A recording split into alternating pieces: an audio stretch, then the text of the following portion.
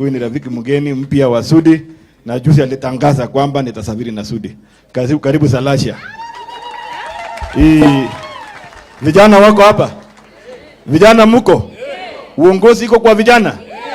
Mnamwona yeye ni mdogo? Ametoka shule juzi tu na alijitetea na kupatia kazi. Wezi? Si unaona amekuja kanisani?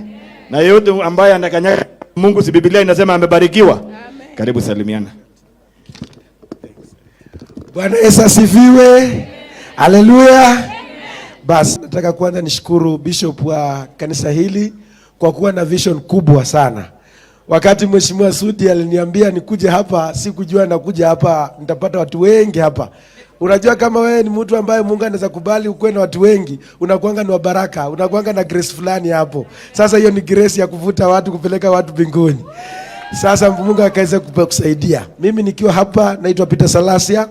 Nimekuja hapa kama nimechelewa kwa sababu tulikuwa na mambo mengi na pia huko Mumias tuna pia mambo kama haya. So nikasema nifike hapa ili ya kwamba pia mimi nikatoe mchango wangu, alafu pia nikapate baraka ya kanisa hili, si ndio? So mimi natoka kule Mumias, Kakamega, na mimi niko marafiki wa hapa. Marafiki wangu wakubwa, Mheshimiwa Oscar Sudi ni rafiki yangu. Yeye ndiye mtu yangu, anaweza niambiaga mimi maneno yangu. Alafu na Mheshimiwa Ndindi ananipangiaga pale chini, si ndio? Mkisikia anafanya kazi mzuri kwa sababu ya hawa viongozi hawa. Na pia najua Mheshimiwa PS ako hapa, Bwana Bitoko. Najua kuna mambo yangu nilimuomba anisaidie ofisi hapa na pale huko nyumbani ya Bata atanisaidia.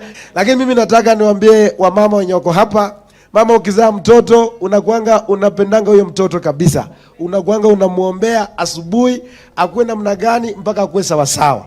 Sasa kwa sababu mlishazaa president wenu wa hapa, nataka muombee akuwe na aende akatuongoze sisi wote akatupeleke mbele, si ndio? Na kitu muhimu sana ambayo president amefanya Kenya, na mimi ndio nilikuwa naomba sana, ni kuunganisha Kenya yote, na Kenya yote sasa iko chini yake. Hiyo ndio kitu muhimu sana ambaye amefanya, na tumuombee Mungu aendelee kutuweka pamoja, and I'm 100% sure in the next 2-3 years to come Kenya is going to be bigger and bigger. Otherwise mimi siwezi ongea mengi kupita hapa. Mimi ni kijana mzuri, si ndio?